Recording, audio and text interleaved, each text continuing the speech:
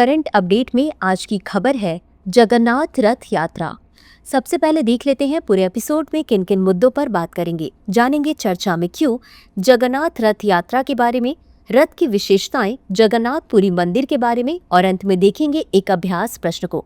तो चलिए शुरू करते हैं। हालिया खबरों के अनुसार भगवान जगन्नाथ की रथ यात्रा 27 जून 2025 से ओडिशा के पुरी में शुरू हो गई है।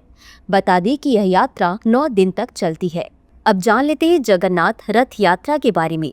यह एक वार्षिक हिंदू त्योहार है जो भगवान जगन्नाथ, उनके बड़े भाई भगवान बलभद्र और उनकी छोटी बहन देवी सुभद्रा की ओडिशा के पुरी में उनके घरेलू मंदिर से लगभग 3 किलोमीटर दूर गुंडिचा में उनकी मौसी के मंदिर तक की यात्रा का उत्सव मनाता है।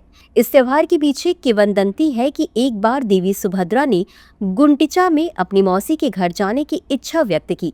उनकी इच्छा पूरी करने के लिए भगवान जगन्नाथ और भगवान बलभद्र ने उनके साथ रथ यात्रा पर जाने का फैसला किया। इस अवसर पर हर साल देवताओं को इसी तरह की यात्रा पर ले जाया जाता है। यह त्योहार कम से कम 12वीं शताब्दी ईस्वी से शुरू हुआ, जब जगन्नाथ मंदिर का निर्माण राजा अनंत वर्मन चोडगंगा देव ने करवाया था। हालांकि कुछ स्रोतों से पता चलता है कि यह त्योहार प्राचीन काल से ही प्रचलन में था।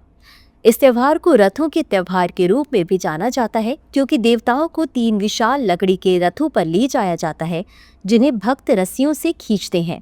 यह आषाढ़ जून जुलाई माह के शुक्ल पक्ष की द्वितीया को शुरू होता है और 9 दिनों तक चलता है।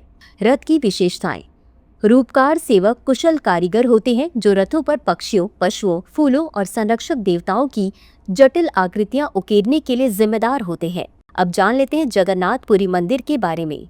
यह भारतीय राज्य ओडिशा के सबसे प्रभावशाली स्मारकों में से एक है।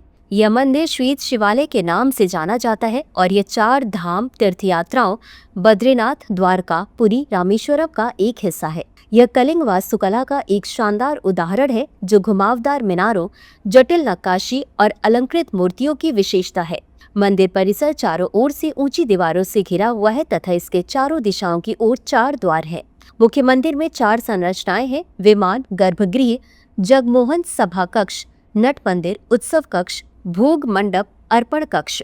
जगन्नाथपुरी मंदिर को यमनिका तीर्थ कहा जाता है, जहां हिंदू मान्यताओं के अनुसार भगवान जगन्नाथ की उपस्थिति के कारण पुरी में मृत्यु के देवता यम की शक्ति समाप्त हो गई है। इसी के साथ अंत में देख लेते हैं आज के अभ्यास प्रश्न को।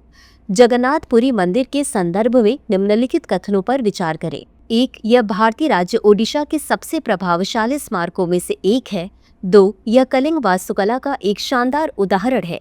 उपर्युक्त में से कौन सा या कौन से कथन सही नहीं है या नहीं है?